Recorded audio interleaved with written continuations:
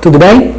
Hoje vamos falar sobre um sério problema da atualidade, o bruxismo, que é o hábito de apertar e ranger os dentes. Esse hábito está diretamente relacionado ao estresse, à ansiedade e gera sérios problemas. Aquelas pessoas que apertam e rangem os dentes têm sérios desgastes a piorar durante o tempo. Nós vemos aqui como que os dentes estão desgastados, gerando também sérias dores, dores musculares, dores de cabeça, dores na articulação temporomandibular e pode ser o gatilho para enxaqueca e até também dores de ouvido. Os dois principais músculos responsáveis pela mastigação são os músculos masseter e o músculo temporal, que são os músculos que ficam sobrecarregados quando existe o hábito do bruxismo. A articulação temporomandibular é a responsável pelo abrir e fechar a boca.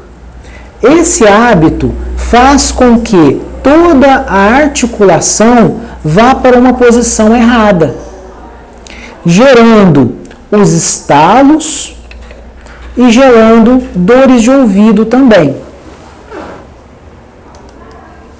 Para tratar o bruxismo, nós podemos utilizar um aparelho removível.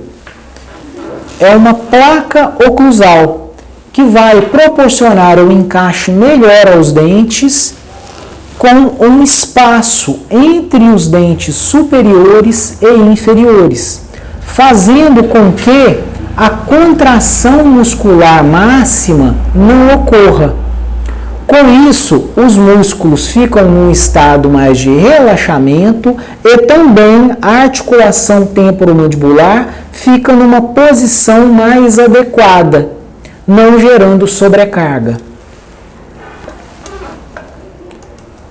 Como alternativa à placa, ao aparelho removível, nós podemos utilizar a aplicação de toxina botulínica nos músculos masseter e temporal, relaxando essa musculatura, controlando assim a ação desses músculos.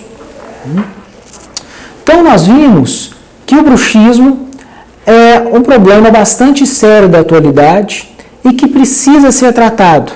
Aqui na Odontomédica, nós estamos preparados para cuidar dessa questão. Muito obrigado e estou à disposição.